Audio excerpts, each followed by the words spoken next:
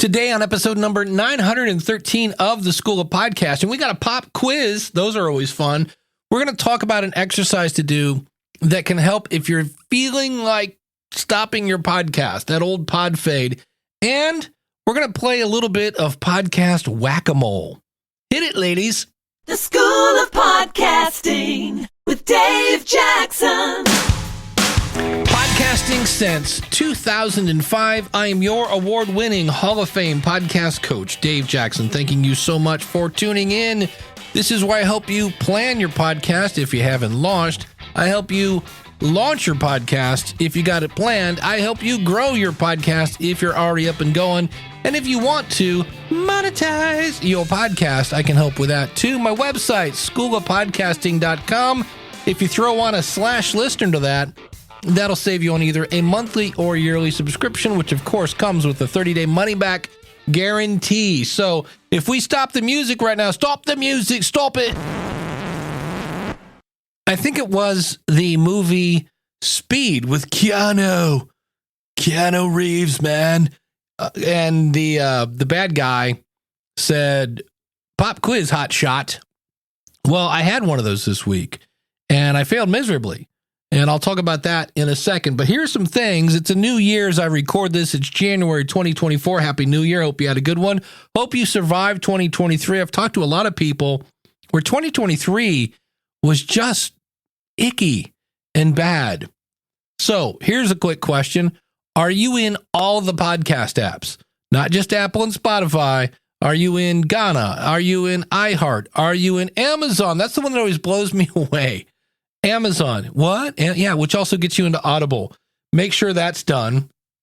Do you have links on your website? I had somebody this week at the School of Podcasting, and we went to find their show. Actually, I had two people that ran into this, and they couldn't find their show in Apple Podcast. And I was like, you remember how I always say, put a link to your show on your website and avoid saying the phrase, find me where you find your podcasts. Because A, when you say your website.com/subscribe, for example, that will take you to my website. So it reinforces your brand. If people share the show, that can boost your SEO.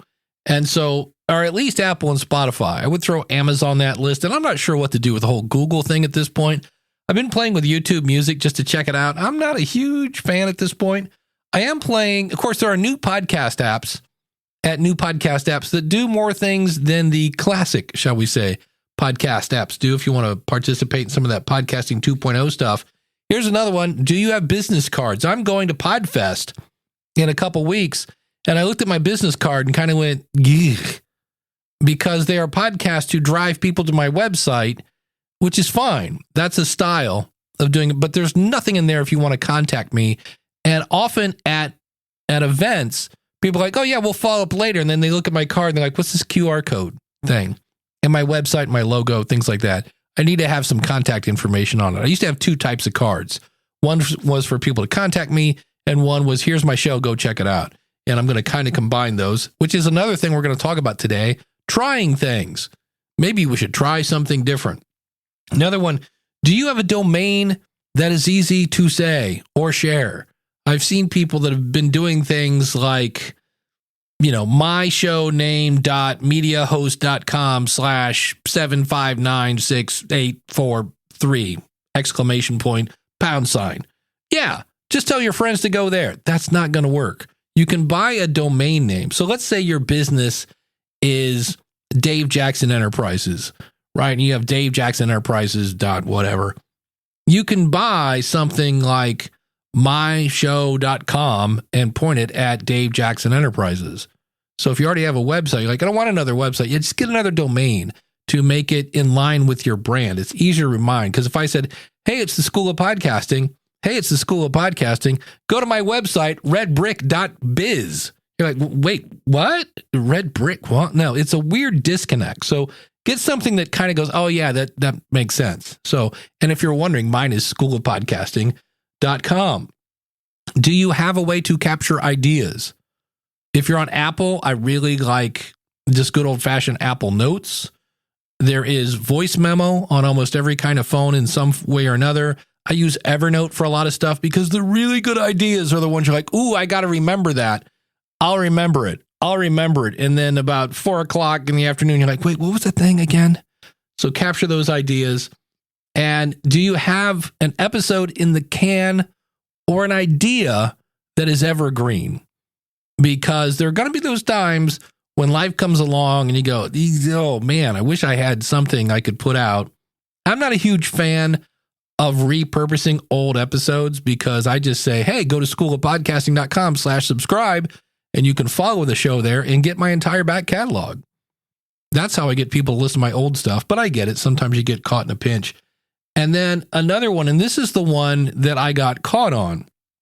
Someone approached me and said, and this was a friend of mine that said, hey, I'd like to advertise on your show. Well, at this point, I do not take any more sponsors on this show. I am the sponsor of the show. And I did some calculation and I could see the actual how much money I make per customer during the lifetime of that person at the School of Podcasting. And I'm like, if you are going to replace my ad asking you to sign up at the School of Podcasting, it's going to be a lot of money. A lot more than I was charging. I didn't realize that I was really underselling my advertising. But I said, if you want to advertise on a podcast show, probably the only one I would take advertising on is the Podcast Rodeo Show, where I grab a random podcast and see how long I can hang on.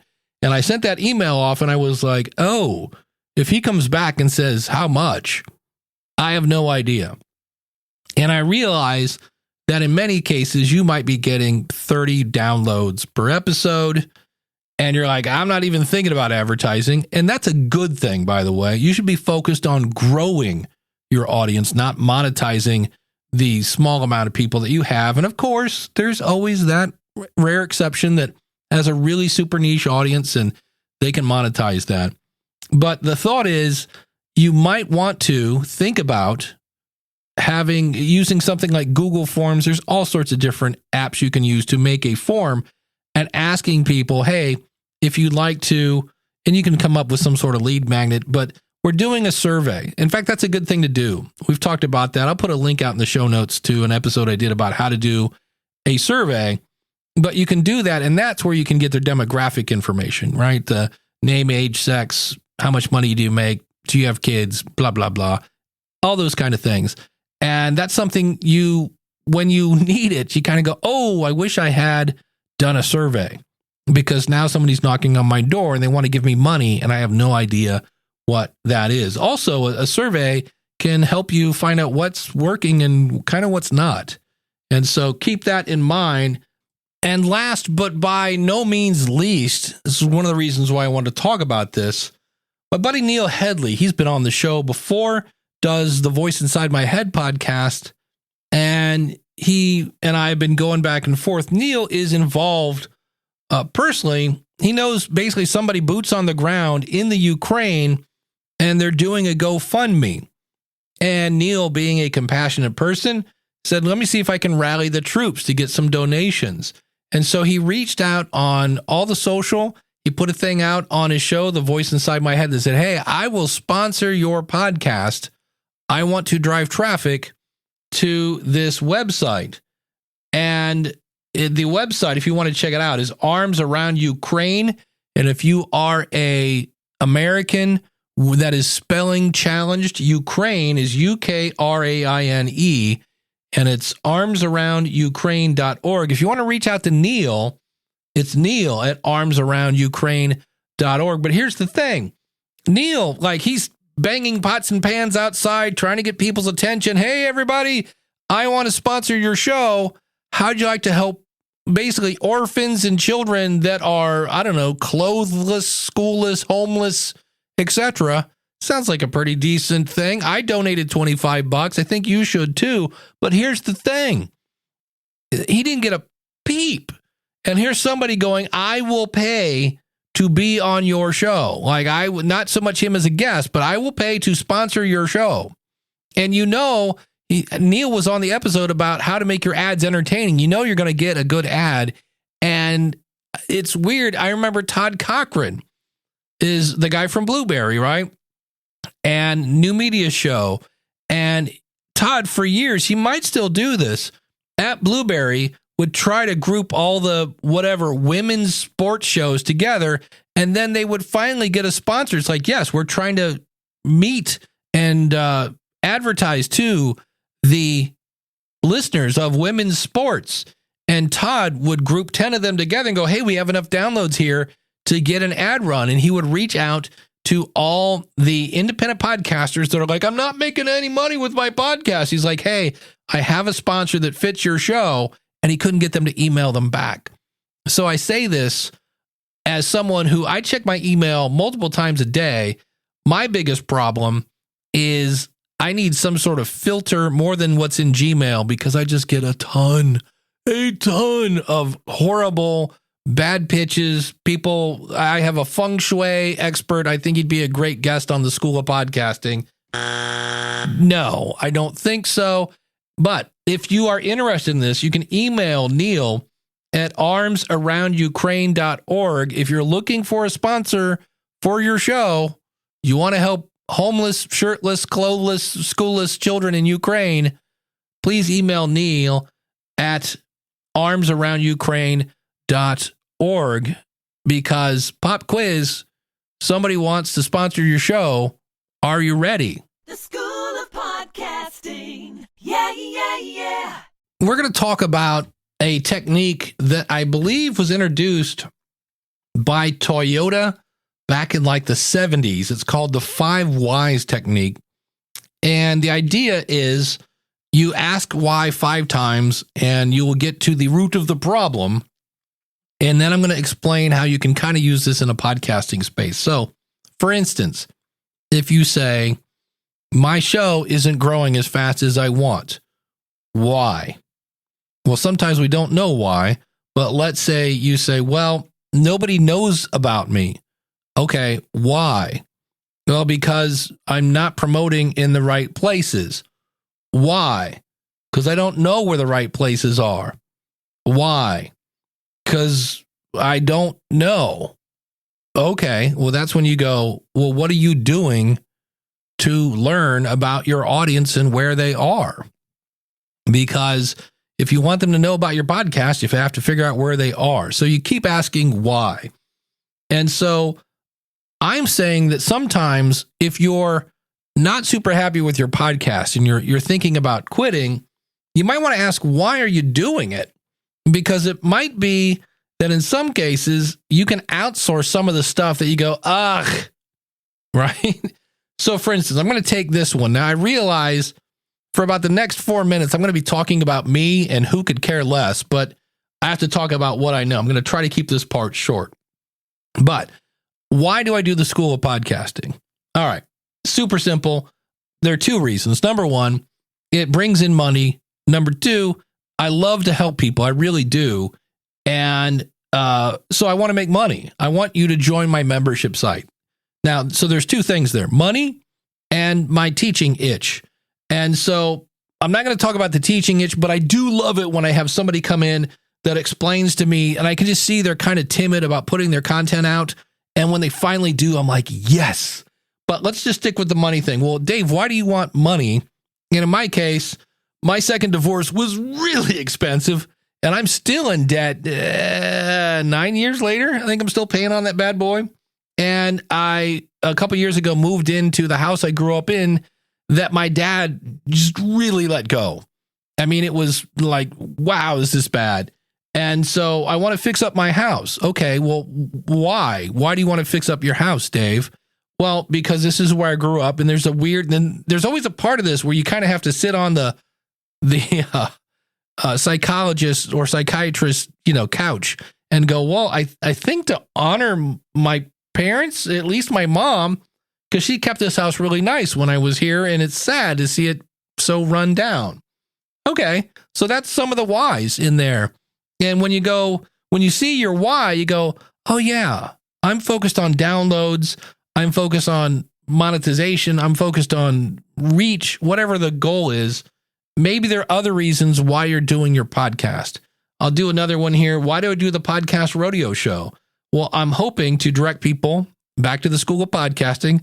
Why back to the School of Podcasting? Because I want to monetize. You see how this gets tied in? or I want them to go to the podcast review show, which I haven't mentioned here in a long time. It's still around. That is a show I only do with Eric K. Johnson, who works for iHeart. He's been in radio for 30 years. Great guy, podcasttalentcoach.com. So if you ever want 2 consultants for the price of one, podcastreviewshow.com. And so I then asked myself, okay, that's my why for the podcast rodeo show. Am I getting my why? And the answer is pretty blatantly, no. I don't know a lot of people, if any, that have signed up to the School of Podcasting from the podcast rodeo show or the podcast review show. And I'm like, okay, so then why am I doing it? And am I going to change anything? Well, I have changed. I'm trying the kind of value for value model on that, where people can just, hey, if you like this show and you get something from it, go to podcastrodeoshow.com/thanks. And I'm going to see if anybody does. Now, realize that's only going to get maybe 2% of that. So I realized that, but I then look, okay, Dave, well, why are you doing this then? That show's fun. It doesn't take a lot of time. It's low effort. And in general, I can't wait to see what the next episode is going to be, because I really do randomly select people's show. So, okay, I'm getting paid in fun. That's okay. You're allowed to get paid in fun. Fun is good. You should have fun in your life. Here's another quick one. Ask the podcast coach. Why do I do that show? Well, I created it for people that wanted free podcast consulting. And I'm like, great, you just have to get up on Saturday morning. And if you won't get up on Saturday morning to get free consulting, then you don't have the passion to push through and actually do a podcast. I was also playing with different systems along the ways. I've played with Blog Talk Radio and StreamYard and a bunch of other stuff. But it does weed out. I am playing with crowdfunding on that. I do have a Patreon that I'm using on that particular show. For the record, if I had started today, I would be using Supercast, not Patreon. And the other one for that one is I get to hang out with Jim Cullison from theaverageguy.tv. Really nice guy. I've known him for years, and it's just a fun time. And my chat room out there is amazing. Better Dave, Building a Better Dave is a show I do. This one's super quick. This is purely creative. I could care less who listens. I just do this for fun. I want people to think. And the other thing, it's the hippie in me. Like I was a little, 5-year-old hippie back in the day. I occasionally push people's buttons. I love to go to the line and just put my toe over it. Like my last episode is talking about elephants that are playing hot dogs and donuts in the event that you have kids in the car. Keep another one again, real quick. I'm trying to Your Podcast Consultant is another one of my shows. I'm experimenting with short shows. That show's like 5 minutes long. So if you want quick hit stuff, check it out, podcastconsultant.com. I am trying something new. That is something I tried, and I have actually gotten some consulting from that show, even though the downloads are nowhere near this show. So I was like, all right, I'm going to keep doing it because it's paid for itself. And so I say this because the question of the month for this month, as I record this in January. Now, if you're listening to this in February, March, or April, you'll hear the question of the month for the current month coming up. But I am asking, like, are you doing anything different? And so I had to look at my why to say, well, is it time to kick Podcast Rodeo Show to the curb? Because it's not doing what I wanted to do. And I was like, no, that's actually, I'm getting enough fun. And it's when you have shows that take very little effort to create, it's really easy then to create or to get enough return on your investment because your investment is so low. And in that case, my expectations for that show are somewhat low. It's not super in depth. I listen to a show and then say, I like this part. I didn't like this part. I would have done this better. I did like it when you do that. That is the Podcast Rodeo Show. And then people have said, wow, I've learned a lot from this show. And I'm like, okay, great.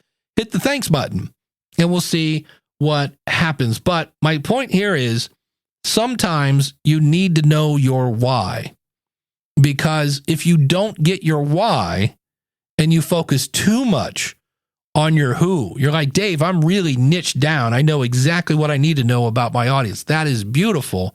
And this is where podcasting can get kind of hard because you need to know your why, whether that's I want to make money, I want to reach a bigger audience, I want to position myself as a thought leader. I want to get more customers to my business.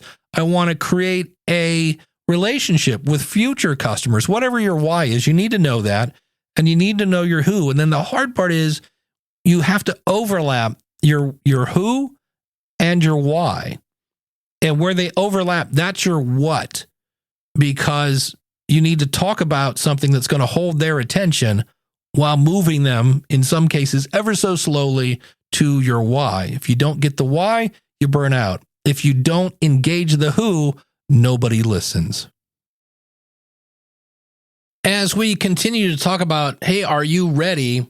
One of the things you want to do, besides maybe survey your audience, is if you have co-hosts, have what I call the uncomfortable conversation, where you basically say, I do this, you do this, I expect you to do this, you expect me to do this, and in the end, if we ever make any money, it will be split up this way.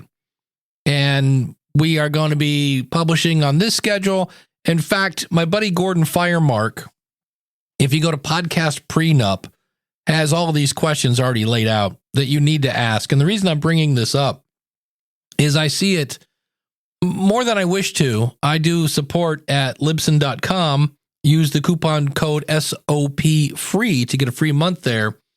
And I always kind of make a joke about it when Ernie and Bert, start a podcast, and then later, Bert gets divorced and Ernie's still friends with Bert's ex-wife, assuming they're straight. And, Ernie gets, you get the point. It gets ugly. It gets nasty. Here's an example. In September, Poppy Hillstead, 1/3 of the presenting lineup of the comedy series Gossip Mongers, got kicked out by her other two male co-hosts. She actually went on, the joke's kind of on her. She went ahead with a solo show and she was nominated for Best Comedy Podcast at the British Podcast Awards. But in some cases, it's a business, and you got to make sure all the T's are crossed and all the I's are dotted. And then another one here, in some cases, your whole show might get outed. The Heavyweight and Stolen. Now, Stolen, both of those were on Spotify. Stolen won a Pulitzer Prize, and yet Spotify still canceled it. Lydia Polgreen, who is Gimlet. Gimlet's a really popular, or was a really popular, production company that was bought by Spotify. But Lydia is the former managing director, wrote that if you can't make a go of it with these incredible shows, you are simply bad at podcasting. And because you have an audience. And what's happened is, speaking of Gimlet, if you remember, Gimlet, the minute they were bought by Spotify, said, hey, we're going to unionize because we just got paid way too much money for our company, and we want to lock in that rate so that we keep making the stupid money at an hourly rate. Well, shocking that most of the shows that are getting cut, are produced by Gimlet, because if it costs you $100 to sell something that, takes, $1,000 to make, it's not very profitable.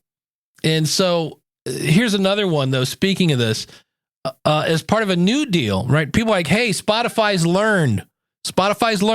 They're not putting out the stupid money anymore. Trevor Noah, formerly of The Daily Show, he got a deal at Spotify. And I listened to that show. I love the idea of the show. There's a great example of just somebody taking way too long to get to the meat and potatoes. But Spotify will pay the former Daily Show host $4 million, but he will not share show revenue with, until after his initial investment has been paid off. Now, if you're not hip to the music industry, that's how the music industry is run. And never, ever forget that Spotify is run by music companies. And so Trevor got his $4 million.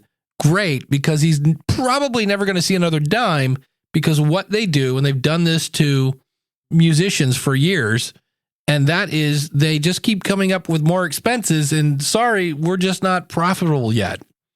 And so just never forget that Spotify is run by, a lot of ties to the recording industry.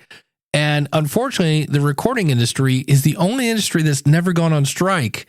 And they should, because musicians are just, they just get bad deal after bad deal. If you do have a co-host, make sure everybody is aware of what they need to be aware of. Now, Joe Budden is another Spotify guy, got lots of stupid money, and his co-hosts were kind of like, hey, what's the deal? We want to know more about the business. And Joe was kind of like, yeah, that's none of your business. It's the Joe Budden show. And, well, this is how that ended. He still feels like he has choices and options. He feels like he's entitled to more. Rory, you are in breach of your contract, and from this point forward, you are fired. And the sad thing is, Rory and his other co-host, Mal, who also was fired, they've got their own show now, is not only did that ruin a show, it ruined a friendship. So that's one of the things you want to take the time to make sure everybody's on the same page so the same thing doesn't happen to you. The School of Podcasting. Yeah, yeah, yeah. So we kind of mentioned networks. That was kind of more about people, bickering with each other. I've seen multiple shows where the co-hosts just don't get along anymore and things turn sour. That's life, I guess, the way it is. The last thing I wanted to talk about were networks, because we are all starving for more downloads. I get that. I'd love to have more downloads. I don't judge my success by downloads, but my ego, if we're going to be honest, my ego wants more downloads. And so somebody comes along, hey there, young fella, right? And they're like, we have this podcast network. I see you do a show about space heaters, because I'm looking at one. You do the Space Heater podcast. We have a bunch of other shows all about heat and energy. Do you want to join our podcast network? Because I can make you a star. I can make you lots of money. I will tell you anything you need to hear to have you sign on the bottom line. And this is where I see people and they ask me, do you know if this is a good network? Well, there are a couple things to look into. And I've mentioned this before, and it's worth repeating. Number one, find somebody on the network and go to their website. Now, here's the first thing that's a red flag.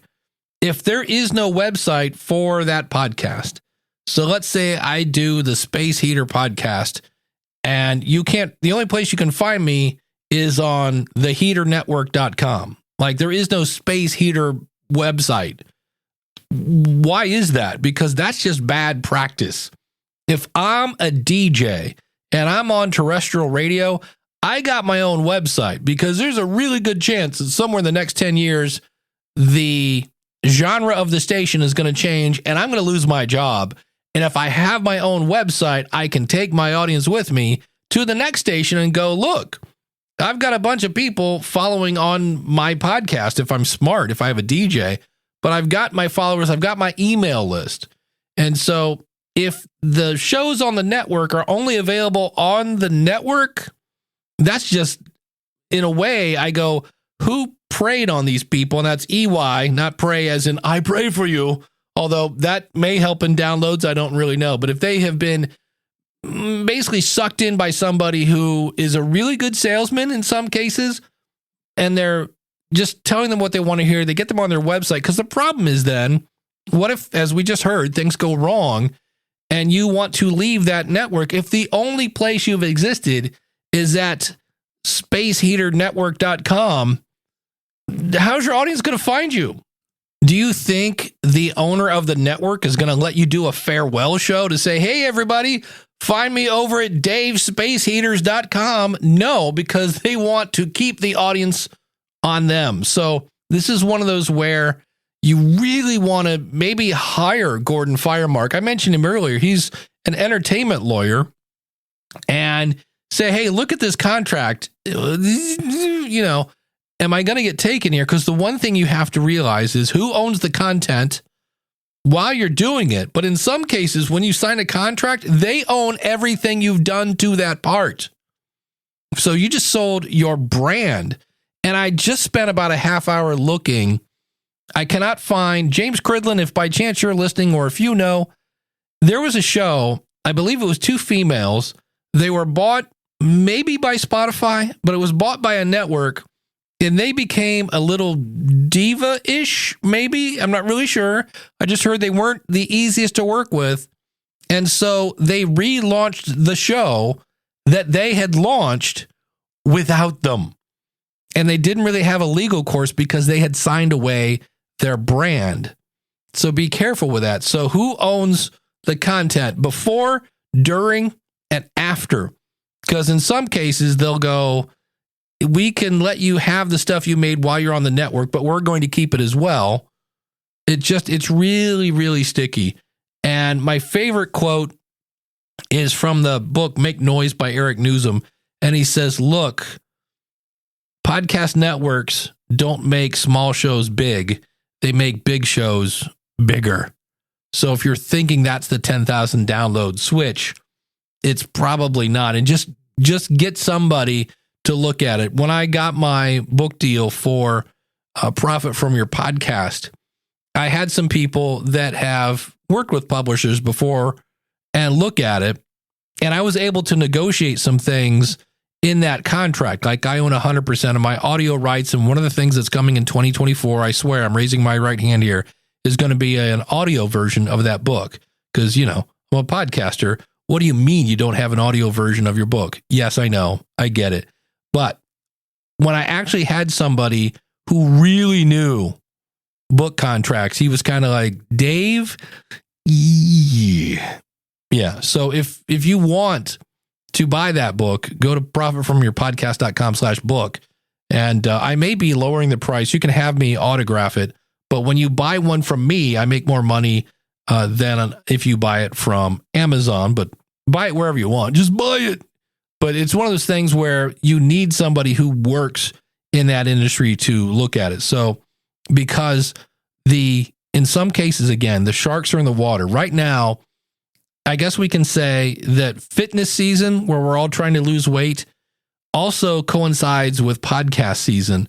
And my Facebook, my X, my Instagram, any place that's showing me ads is all about people, and they're all saying the right things. And it sounds like if you think about fitness, we hear people go, you don't have to change the way you eat. You don't have to exercise 1 million hours a day. You don't have to do this. You can just do exactly what you're doing now and lose 25 pounds in 25 minutes, right? They give you something that just goes, man, that sounds too good to be true. And it usually is. And so if somebody comes up to you and says, hey, I'm the CEO of whatever network, and I can grow you, I can get you to the top of the list of Apple, I can find you sponsors, you're going to quit your day job, you're going to do this, you're going to do that, blah, blah, blah. One of the things I would recommend is whoever that person is, do some research. And number one, this goes for podcast consultants as well. Do they have a podcast? Because in some cases, I have seen where they're not a podcast guru, they're just a really good salesman, and they can sell snow to Eskimos. Is that racist? Am I allowed to say that now? I probably am not. My offense, my apologies if somehow, my Scooby-Doo training growing up thinking that Eskimos lived in cold places may be inaccurate. But you have to be careful of that. So do some research before you sign anything. Because in the end, hiring a lawyer may be a lot of money, but it may save you a ton of headaches, and it may actually save your company, because in the event things go the way you want them to go and you are actually making money and you have sponsors and you're selling your courses and you're doing consulting and all that other fun stuff, that may go out the window if somehow you sold your brand or you sold your content. Or it may be, I've heard in some cases, especially with musicians, where you have signed something that every time you sell a t-shirt that has your face on it, the money goes to somebody else. So be very careful about that. And I hesitate to even bring up this subject because I don't want to always be walking around going, warning, warning, danger, danger. But I'm just seeing people get sucked into stuff, and I just go, ugh. And I also, just one last thing here as we wrap this up, I may be raising the price of the School of Podcasting, and here's why. I've been clicking on these Facebook ads, and there are people that are charging $7,000 to launch your podcast, or $800, or basically more than I am. And I raised my price a couple years ago, but I'm starting to look like the Walmart of podcasting. And there is a problem where if everybody else is charging $9,000, $7,000, $500 an hour, blah, blah, blah, and I'm coming in under $100 a month, people go, well, that can't be any good. That can't be any good because everybody else is charging so much more, which is kind of a bummer because I want to help everybody. And some people, if I raise my price, I'll price them myself out of their budget. And so again, do some research and look on LinkedIn. This is something I've started doing and going, that's really interesting that this person is saying they're really into podcasting. Like I am the guru of all gurus. And you go on LinkedIn and there's no mention of their podcast. In fact, you see where their biggest role was assistant manager at Target. You're like, that's odd. So I'm just saying, before you sign anything, do some research because you can really get sucked in by somebody telling you everything you want to hear. And if it does sound too good to be true, and I realize I say things like unlimited one-on-one consulting, that sounds too good to be true. The reason for that is because I really like to help podcasters. If you don't believe me, I can gladly send you to my testimonial page. And I call it whack-a-mole because some of these people disappear until the first of the year, or if somebody gets a really big, somebody gets $4 million to do a podcast, they come out of the woodwork. So about the time you think, okay, they're gone, they're not. Just be careful out there because, once again, the sharks are in the water. It's a new year, and I would hate to see you put in a lot of effort and a lot of time only to have the rug swept out from under you. One thing I want to throw in here, I should have mentioned this sooner. When you're trying to figure out if you should be still doing something, there is a free timer. I'm using it right now. Even though I'm only 37 minutes into the episode, I, according to my timer, have been working on this for an hour and a half, basically. And it's Toggl, Toggl.com. And there is a paid version, but I just use the free version, and I use it often. You can even use it on your phone.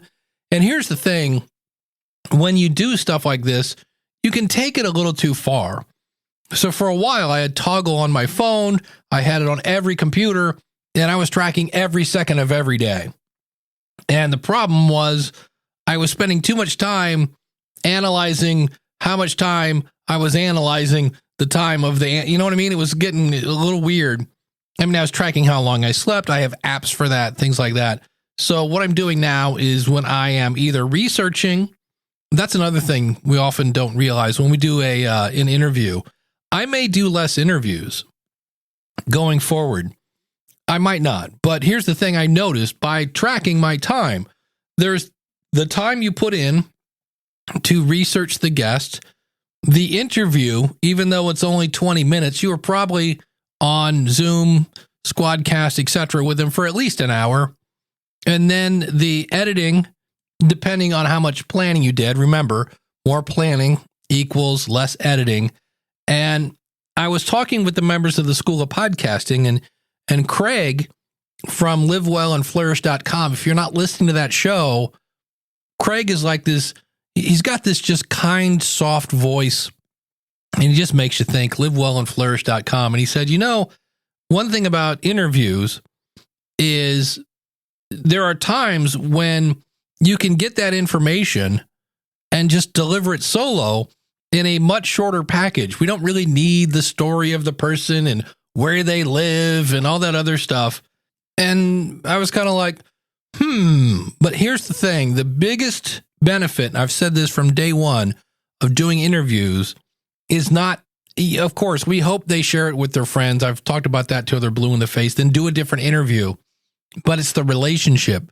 that you get from knowing that person. And that'll probably be another episode in the future about how do you keep up the relationships with your guests, because that's the whole point of building your network, so that when somebody goes, oh, you want to start a podcast? I know a guy, Dave Jackson. He's the guy you want to talk to. That's the biggest benefit of interviews, are the relationships, not that they're going to share it and all that other hoo-ha stuff. Keep that in mind. So that is something, though. It's a decision that I was like, because I started tracking exactly how much time I'm spending on some of this stuff, because we don't want to just work harder. I'm not a fan of the I will sleep when I'm dead kind of mentality, because that can be arranged. I want to work smarter. And so I'm using things like Toggl. I'm using Switchy, which is this tool I use to track. So, hey, I'm posting on Threads. Am I getting anything on Threads? Well, then maybe I shouldn't do that anymore. I'm putting things on Pinterest. Am I getting things on Pinterest? Maybe I shouldn't do that anymore. I'm measuring everything. I'm going crazy with that. The giveaway that I just started, you probably just heard about that. I'm tracking all the links in that to see, hey, is it worth doing a giveaway? Because I want to work smarter, not just harder. And I'm sharing all of that information with members of the School of Podcasting. And I wish you were one of those. It's real simple. Just go to schoolofpodcasting.com/start. That will get you access to our step-by-step tutorials, our awesome, amazing podcaster community where we do group coaching and people network with each other. And of course, unlimited one-on-one consulting with me. And I am having to tell new members of the School of Podcasting, yes, it is unlimited. If you go to my schedule and you can schedule it, then schedule it. That's the way that works. Why? Because I love to help people, and I would love to see what you and I can do together. Thanks so much for listening. Until next week, take care. God bless. Class is dismissed.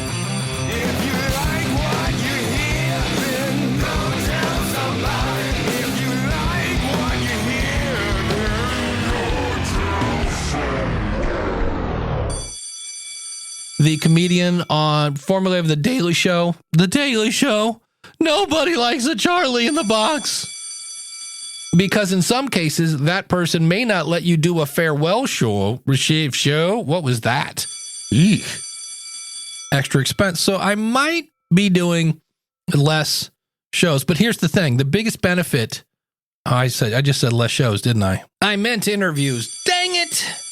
Depending on how much planning you did. What's up with my voice today? Sound like Alanis Morissette. Oh, good, you're still here. I thought about this after I've listened to this. We're looking at an hour and 39 minutes into this. And that is about the why question. Ask why you like your podcast. So I like this. I like to do this. But also then, why do you hate your podcast? Like, why do you want to quit? Well, I don't like editing. Why don't you like editing? Because I don't understand the software. Why don't you understand the software? Well, because it's confusing. Well, why is it confusing? I don't know where. Well, what have you done to learn the software? That can also help, because in some cases, you're just like, I need to outsource this stuff.